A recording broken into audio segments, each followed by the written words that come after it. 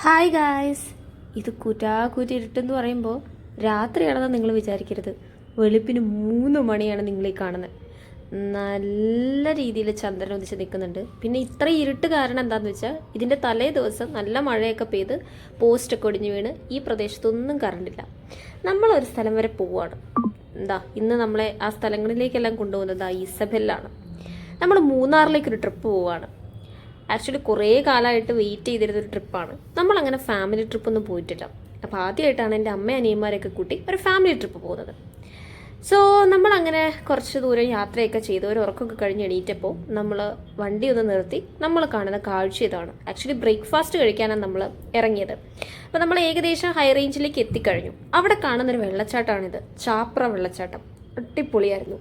ഈ ഒരു വ്യൂവിൽ നിന്നുകൊണ്ടാണ് ഗൈസ് ഞാൻ രാവിലത്തെ ബ്രേക്ക്ഫാസ്റ്റ് കഴിച്ചത്.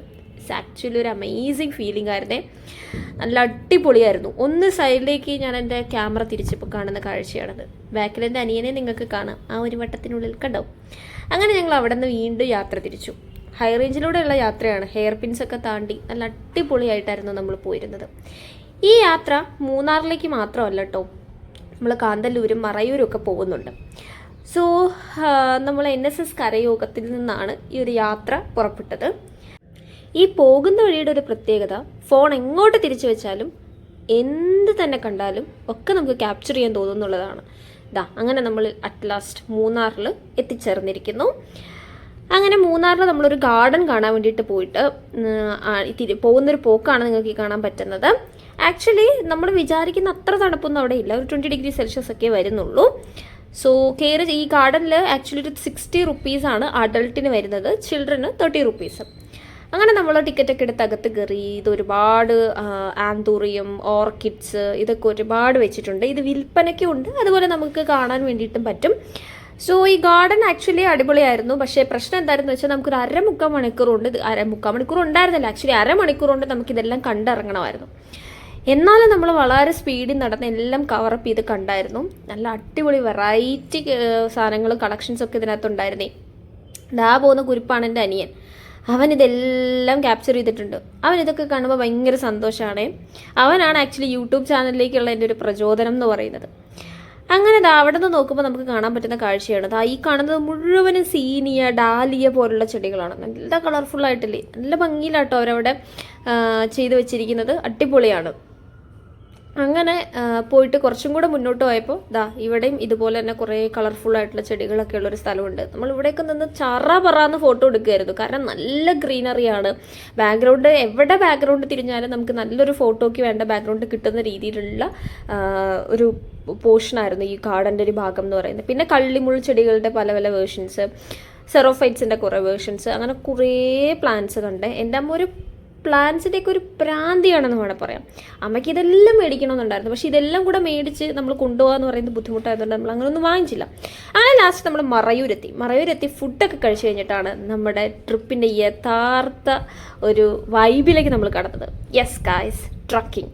എൻ്റെ ജീവിതത്തിൽ ആദ്യമായിട്ടാണ് ഞാൻ ട്രക്കിങ്ങിന് പോകുന്നത്. 4 മണിക്കൂർ ട്രക്കിംഗ്. മറയൂർ, കാന്തല്ലൂർ ഭാഗങ്ങളിലൊക്കെ ആയിരുന്നു ട്രക്കിംഗ് ഉണ്ടായിരുന്നത്. ആ ട്രക്കിംഗ് പോയ സ്പേസ്, ആ സ്ഥലം എന്നൊക്കെ പറയുന്നത് അടിപൊളിയാണ്. Once in a lifetime എല്ലാവരും നിർബന്ധമായിട്ടും ട്രക്കിങ്ങിന് പോകണമെന്ന് ഞാൻ പറയും. അത്ര അടിപൊളി ഫീലിംഗ് ആണ്. മഹീന്ദ്രയുടെ ആ ഒരു ജീപ്പിനകത്ത് കുലുങ്ങിയുള്ള ഒരു യാത്രയും നിങ്ങൾ ഈ കാണുന്ന കാഴ്ചയും. ഞങ്ങൾ ആദ്യം ചെന്നത് ഈ ഒരു മലമുകളിലേക്കാണ്. എന്ത് വൈബ് കാഴ്ചയാണെന്ന് നോക്കി. ആക്ച്വലി അവിടെ കയറിയപ്പോഴത്തേക്കും ചെറിയ രീതിയിൽ മഴ ചാറുന്നുണ്ടായിരുന്നു. നിങ്ങൾക്ക് ആ ഒരു ആകാശത്ത് ആ ഒരു കാർമേഘങ്ങളൊക്കെ കാണാൻ പറ്റുന്നുണ്ടെന്നാണ് ഞാൻ വിചാരിക്കുന്നത്. അപ്പോൾ മലയുടെ ഒരു സൈഡിൽ നിന്ന് മഴ പെയ്തിങ്ങനെ വരുന്നതാണ് നിങ്ങളിപ്പോൾ ഇമേജിൽ കണ്ടത്.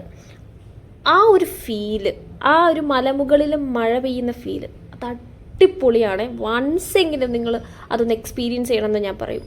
അടിപൊളിയാണ് ട്രക്കിംഗ് എന്ന് പറയുന്നത്.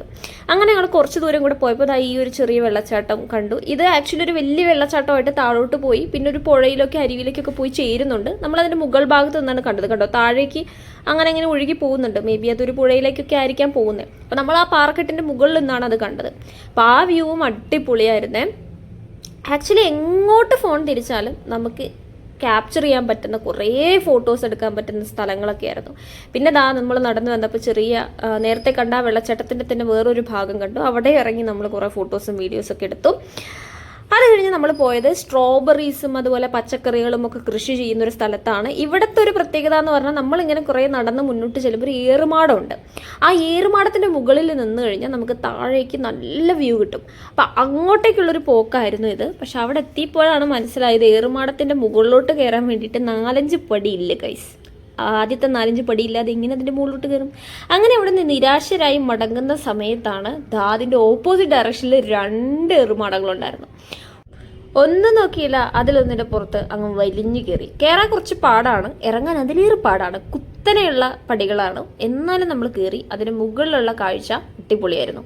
അങ്ങനെ നമ്മുടെ ട്രക്കിംഗ് നമ്മൾ വീണ്ടും കണ്ടിന്യൂ ചെയ്തു. 4 മണിക്കൂറുണ്ട് ഗൈസ്, വേറെ പല സ്ഥലത്തും നമുക്ക് പോകാനുണ്ട്. അങ്ങനെ നമ്മൾ വീണ്ടും പോയിട്ട് വീണ്ടും ഒരു മലമുകളിലേക്ക് എത്തിച്ചേർന്നു. മലമുകളിൽ നിന്നുള്ള കാഴ്ച അടിപൊളിയായിരുന്നു. അത് കഴിഞ്ഞിട്ട് നമ്മൾ പോയത് ചന്ദനക്കാട്ടിലേക്കാണ്. മറയൂർ ചന്ദനം, ഇത് ഭയങ്കര ഫേമസ് ആയി, മറയൂർ ചന്ദനം. അങ്ങനെ നമ്മൾ മറയൂർ ചന്ദനക്കാട് കാണാൻ വേണ്ടി പോയി. അവിടെ കുറച്ച് മൃഗങ്ങളൊക്കെ കണ്ടായിരുന്നു.